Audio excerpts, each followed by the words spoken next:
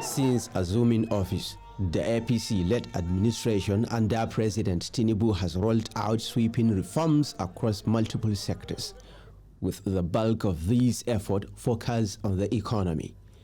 Among the headline initiatives, fuel subsidy removal, the crude for Naira deal, the controversial tax reforms bill, the Electricity Act amendment of 2024, ongoing talks around a new minimum wage, and attempts to enforce financial autonomy for local governments. We had a disagreement or quarrel and everything when it was local government's autonomy. No. But not all have landed well with Nigerians.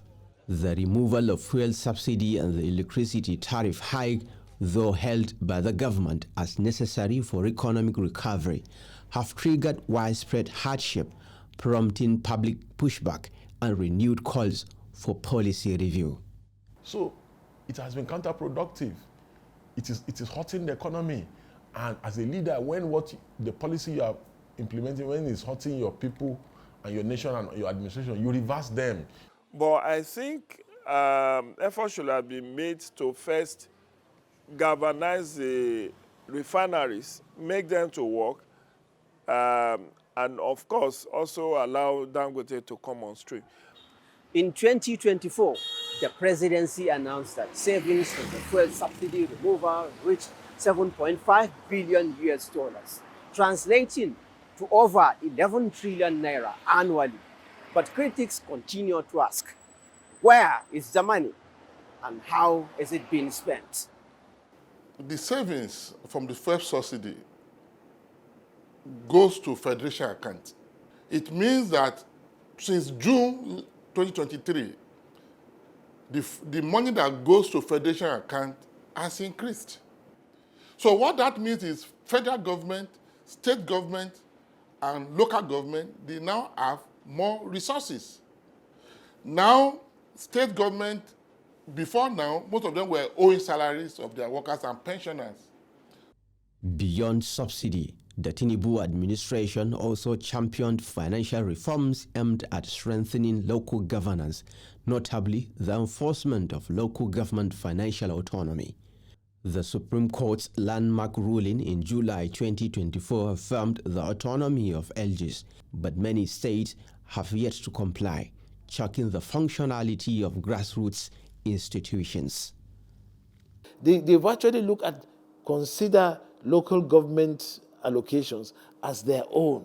They don't even give it to the local government. They don't even allow local government access to it. When the money arrives, they just call the local government chairman, whom they eventually appoint anyway, and say, look, hey, okay, I'm doing this, I'll give you this for payment of salaries, and the rest. It's retained at that level. So there's so much power granted, or rather, the governors have been allowed to take as much power as even beyond what is required under the Constitution. So because there has not been a lot of checks on governors, there has to be periodic checks. While critics accuse the federal government of slow or selective implementation, the presidency insists many of the projects are still in motion and will yield long-term gains. President Tinubu will continue to work to improve the quality of life of Nigerians. Continue to work every day to improve our infrastructure, to improve on security, to improve on healthcare service delivery. As Nigeria inches closer to another election cycle, observers say the Tinubu administration must reassess the fallout of the reforms, addressing public pain points and restoring confidence in governance. Make sure that Nigeria works well. The government must bring back fuel subsidy. Fuel subsidy, Nigeria is not a production-driven country. So the fuel subsidy was cushioning a lot of things for the poor people. Fuel subsidy is, in fact, is almost, because there's no light, there's no electricity in the country. So fuel subsidy is the only live wire that the citizens were enjoying. So you take it away and you are subsidizing politicians, governors, senators, House of Rep members. It's better to, when you subsidize the citizens, you boost businesses, the economy, you reduce pressure on goods that are skyrocketing, then they should also, the issue around floating the naira, they must reverse that policy so that they can de-emphasize the pressure on the naira. Do you understand? They should essential goods and services, since we are not producing anything, they should remove import levies on them, food items and all that, to ease the suffering and the hardship in the country, because the hunger is too much.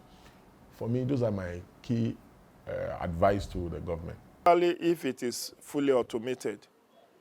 On a general note, how would you assess the government's performance so far, so in 2 years?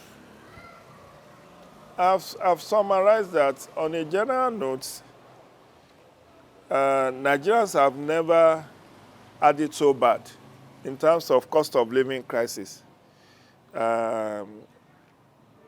Many families can no longer afford the basic necessities. Life is very tough. Hunger is real. More people have dropped below poverty line. Unemployment has increased. So there is a lot of very negative development. But people in government will tell you that it's like malaria drug. It gets bad before it gets better. That we should be patient. That patience is what we are waiting. Whether before the end of this year, by next year, we will see significant improvement in terms of living standard of people, because that's the only yardstick by which you can measure. I've seen the president establishing universities over 50 new universities have been established in 2 years. Almost all the polytechnics are now being converted to university. But what about funding? How does he intend to fund them adequately? So, a lot of efforts are being made, but the major one that concerns me most is insecurity. Because you now see that insecurity is festering.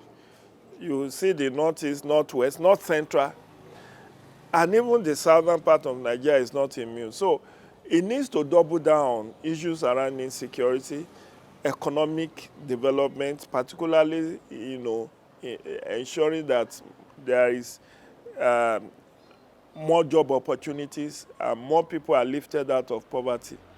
Because without all of that, there will be no improvement in the standard of living of Nigerians. Thank you very much indeed. My pleasure. But beyond rhetoric, the Tinubu administration has a lot of work to do to deliver on its campaign promises ahead of the next election cycle, when Nigerians will decide for tenure extension or otherwise.